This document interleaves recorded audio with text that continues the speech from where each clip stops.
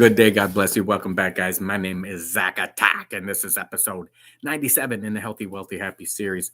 Just a quick update, guys. It's my work week. I'm working 12 hours and hitting the gym, and I'm doing great and I'm feeling great. And if I need to fall down and fail some more, I will. But I'm feeling I was talking about it yesterday, the neuroassociative conditioning. I was concentrating on it all last night, and as I went to sleep and at work today, I was thinking about it.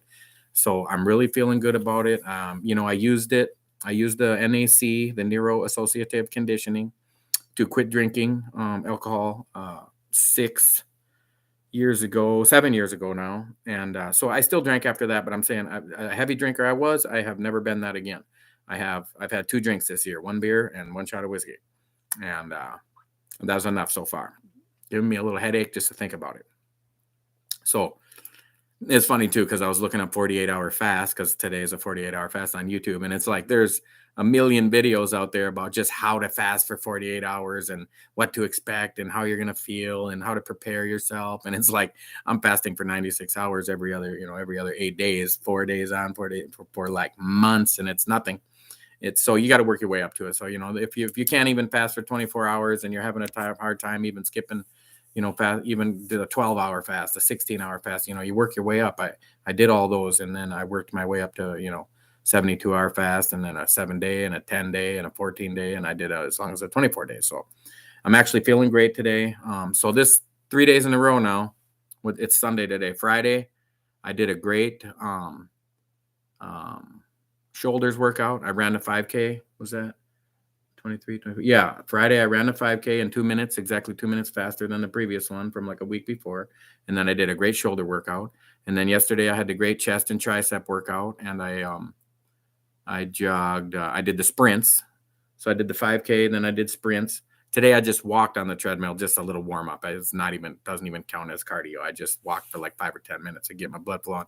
And then I had a really good back and biceps workout. So and my muscles are feeling fine. It's taken me a few months though to pump iron, 2 to 4 times a week for a few months. And, at 50 years old, I'm feeling fine. Like I can pump hard and I wake up the next day and I feel great.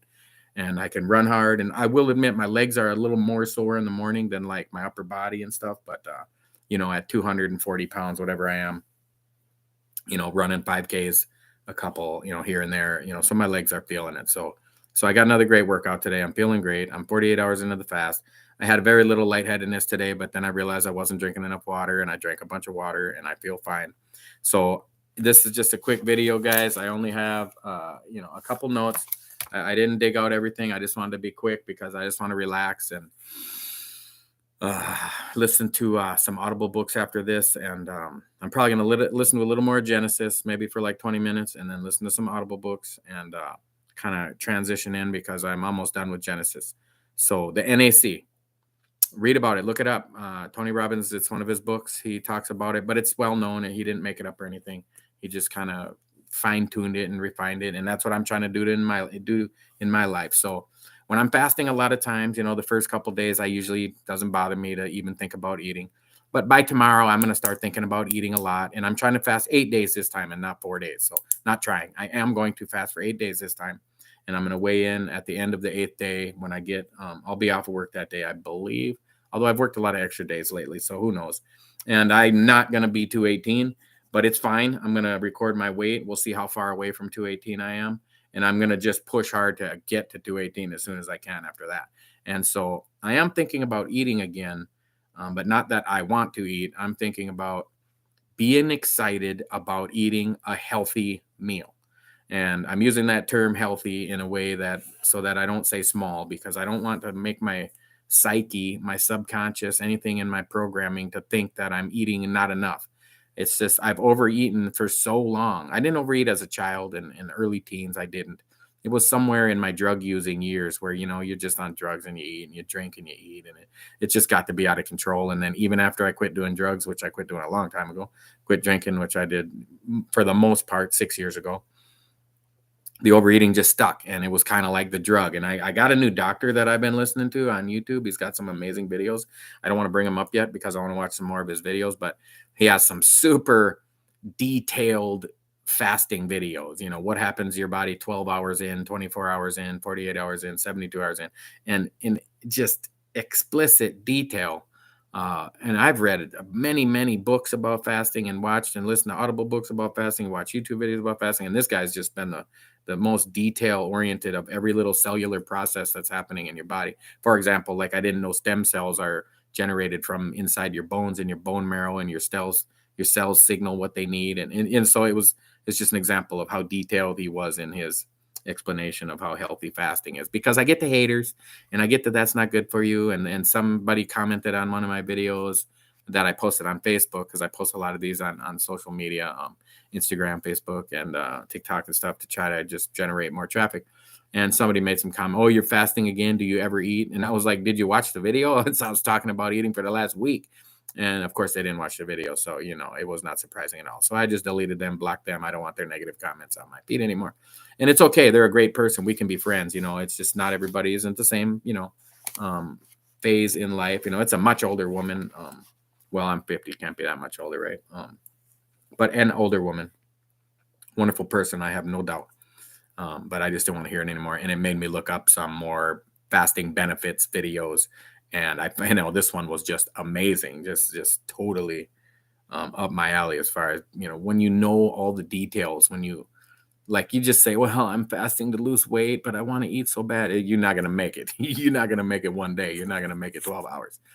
But when you say, my body's about to start remaking stem cells, like it's going to get rid of an old cell because it wants to eat it and clean it out and use it for fuel for one, but then also it just starts cleaning out because your body is not eating, and it goes into a super recovery rejuvenation mode. And another thing this guy talked about, and I'll bring his name up tomorrow. I had it written down here somewhere, but I don't see it right now. I subscribe to his channel, so I won't forget what it is. But leaky gut, when your stomach has damage to the lining, and you're eating food, and it's designed to go through your whole digestive process and go through your intestines, upper and lower intestines, and everything. Well, when you have a leaky gut, some of the stuff can leach through the walls of your stomach, and it's like an ulcer almost. But anyway, so stuff can get into your circulation that wasn't intended to be there. And I'm not a doctor. I'm paraphrasing what he is talking about, but the point of the story is I'm feeling so much better about fasting today that I really feel like I'm going to be able to make it through these 8 days easily, no matter how I feel. Because that, when you start feeling really shitty fasting, like whether it comes at 2 days or 4 days or 6 days or 8 days, it's a healing process. Like it's good that you're feeling shitty, because that means poison is leaving your body. And like, if in the beginning of, you guys, you really got to go back and watch all the videos. I know we're on episode 97. So, and there's some that had multiple parts, but I had like a bad rash on my knuckles, and it's just the fasting wiped it out, and it's just gone. I haven't even thought about it. I totally forgot about it till just now bringing it up, because it can be caused by that leaky gut too, where, it can cause diabetes and what do you call it? Like autoimmune disorders, that, where autoimmune is kind of where your body is attacking itself in some way, or it's attempting to eliminate poisons, but in doing so, it's causing damage to itself. Like a bad rash might be some kind of toxins under your skin that are trying to come through, and your bloodstream is trying to push it out some way, anyway, because it got through the wrong way. It didn't go through your digestion correctly with the leaky gut. So anyway, let me get back on the NAC, neuro associative conditioning. I'm dreaming about, and I'm fascinating about the joy, because I'm connecting NAC with the pursuit of pleasure. He talks about it, the pain pleasure principle, or the pain pleasure profile principle. He talks about it in the same book that he talks about Anthony Robbins, the same book he talks about. Oh, thank you, the prancing cat. Yeah, I've been getting my hair cut every month or two. You got to keep it playa. So I'm combining the pain pleasure principle with the neuro associative conditioning in a way to like program your mind. Like, we're programmable. I mean, there's a reason they called it television programming, and way back in the day, because they knew they were going to tell you a vision on this electronic device, and it was going to program you. And that's why commercials work. That's why, Coke and Pepsi spend up to 50% of their revenue on advertising. It proves that it works, you guys. It works. So if you know it works, for one, quit watching television and social media, and except for my YouTube channel and other great beneficial ones, but also that you can do it to yourself. You can, program your own subconscious, and your subconscious is driving your behavior a lot more than your conscience is. Even, you think you're in control, but you're just really not, as much as you think you are. I mean, God created us this way. It's good. It's meant to be for our survival. There's hormones that happen. Like I was talking to a buddy at work today, and we mentioned food because he had fasted with me in the past, for like 10 days on a juice fast. And it might have been even longer than that. But we were so many days in, let's just say 7 or 8 days in, and we were talking about food, and we were talking about, this is years ago, we're talking about different things we wanted to eat. I don't want to get into the details of the food. Who cares, right? But as we said it today, my mouth just broke out with saliva, and it was just salivating to eat, just thinking about food. So, your body actually, your mind actually had to release hormones because it knows you're talking about food, and it started preparing your body to eat food. And so, like, I didn't control that. I didn't cause my body to release that. So anyway, it's a subconscious thing that I could control, right? I can learn how to program my mind to, and here's what I'm getting here's a point I'm getting to. I need to make certain things pleasurable and other things painful, like on purpose. Like when I think about drinking beer, that's painful. That's a brutal headache, hangover, dehydration, diabetes, liver failure, kidney disease, polluted blood. It's just unhealthy. It's pain. You avoid pain. Everybody avoids pain. So you just have to associate it with that. And then the pleasure, you have to think about something you're trying to do. Like I'm trying to eat healthy meal. I almost said I'm trying to not overeat, but you can't try to not do something. You got to try to do something. But what I am doing, what I'm wanting to do, and I'm envisioning, like, I'm going to get some smaller plates for sure this time, because I talked about it before and I never did it. And then I just keep eating these big portions, but I'm going to get like some small plates, like a saucer size plates. Cause I have these big plates and these big bowls and these big serving dishes for when I make food. It's just too much. So I'm getting excited to like make one fried egg for breakfast with, maybe a tiny amount of rice, or skip the rice and do like steamed vegetables, or, whatever super healthy meal. And I'm fascinating about that. It's going to bring me pleasure. Not that I ate the food pleasure, because I've been eating for pleasure, for 35 years. And that's why I became so overweight. What I want the pleasure is where I'm happy to not overeat. I'm happy that I ate a healthy meal, a normal size portion. Like I said, I want to say I'm eating a small portion, but really it's just smaller. It's a normal, healthy portion that you should be eating. And, it's okay to eat. It's okay to undereat. You're not going to destroy your metabolism. People are so fixated on, keeping the fire burning of your metabolism. It's just not true. Right? And actually, the doctor the video I was watching today, he had a graph, and he showed how when you eat and it was two different videos I watched, but when you eat, like when you're not completely digested and your blood sugar and your insulin is not down to a healthy, normal, balanced level, way low, and then you eat before it gets down there. So you eat and it spikes up your blood sugar, and then it starts coming down, but then you eat again, and then it starts coming down, you eat again. And it's supposed to be getting down here, but because you're eating, you got to keep your metabolism going every 2 to 4 hours and have a snack and have a protein shake and when you do that, your body cannot possibly be burning fat for fuel, your stored body fat. And you're just in this constant elevated blood sugar level. And you could eat the exact same amount of calories as you ate in those 6 meals. Let's say you're going to eat 6 small meals, so that your blood sugar never came down, your insulin levels never came down. You could eat it all at once.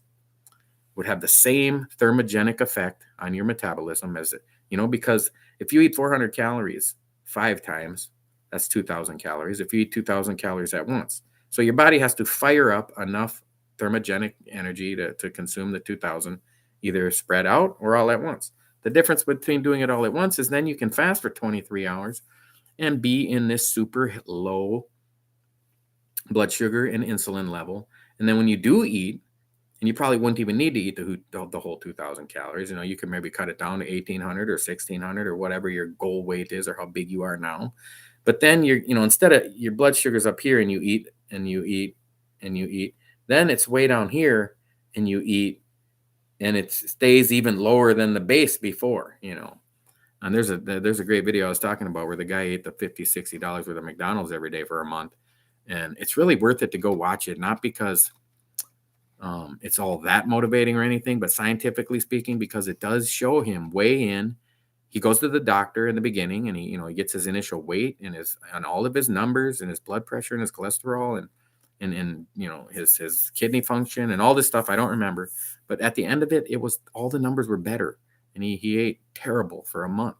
He proved that a daily 23-hour fast, intermittent fasting, works very effectively. And so the idea would be then to do that exact same thing, but eat keto, eat a ketogenic diet, or even like the Atkins phase 1, if you ate, because then you'd still keep the carbs under 20, but you would just eat them all at once instead of spreading it out through the whole day. And you would have a killer results. We'll see after April 1st. We'll see once I finish this 8-day fast. If I'm feeling just amazing on April 1st after the 8-day fast, if I can break through that shitty feeling, it's going to hit me, I already know, around day 4, day 5. Day 5 for sure. I can plow through that. And if I can get to day 8 feeling great, I may just keep fasting for a day or two. We'll see when we get there. But I'm feeling good. My weight was 238. And I'm 48 hours. And then that was after my 48-hour fast, or my 96-hour fast ended, 3 days ago, and which was the same weight. And I'm sure at the end of this 4-day fast, which would be 2 more days, I'll probably be right about that same weight. And then I'll fast another 4 days, and we'll see if I can get down to somewhere near 230. I'll be happy, but I doubt I'm going to get that close. But if I can hit 230, that'd be the 40-pound weight loss. And that was actually my guess. I'll let the cat out the bag. I guessed on my own poll 30, 40, 50, or over 50. I actually guessed 40 myself. So see if I can push to that level. But obviously, it's going to be somewhere between 30 and 40, which still, it's only averaging then about, like 11, 12 pounds a month, because I've been going for a couple of months here, a few months, since December 20th. January 20th, January, March. So yeah, just over 3 months and, 30 pounds down. So, it's averaging like, 2.5 pounds a week, right? So that's not that bad. It was a little front loaded, heavy weight loss in the beginning, but that's how it always levels out like that. And like I said, on some of those 4-day fasts, I had a meal once, twice, 3, 4 different times out of the 12, which towards as I made it a couple months in, I just started getting bored of fasting 96 hours and I wanted to eat.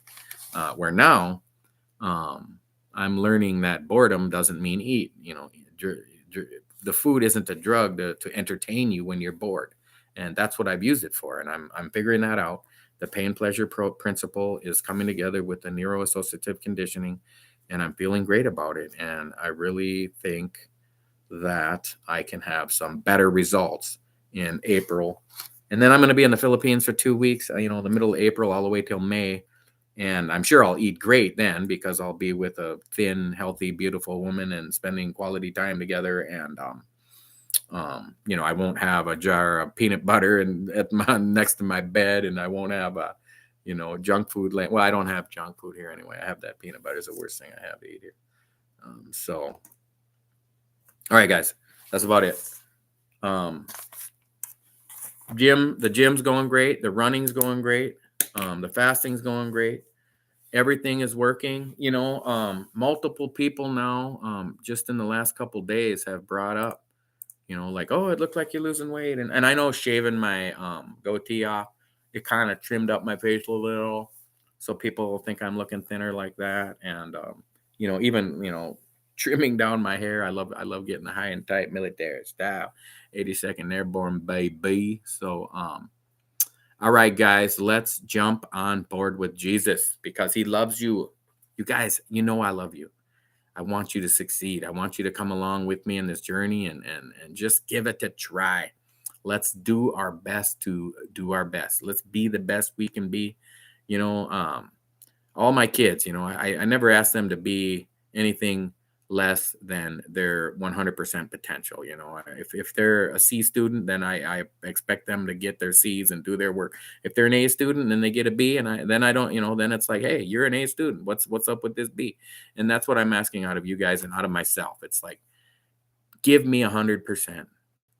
Give yourself 100%. And when you get knocked down, get up. And guys, I'm sick of the pain. I'm feeling the pain of getting knocked down. And if I can associate that getting knocked down is painful, then I will attempt in the future to avoid that.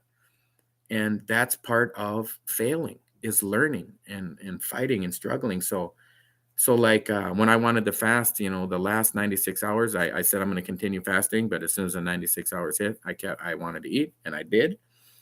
If I would have associated the pain of that failure, and it wasn't a huge failure, it was just, hey, I had a goal to keep going, and I didn't do it. But I'm just saying, let me learn from it, and let me struggle, and let me fight and not give up. But we're only 48 hours in. I can feel that I need to drink some water and take some fasting salts right now. So, all right, guys, jump on board with Jesus. He loves you. I love you. And I will catch you in the next stream.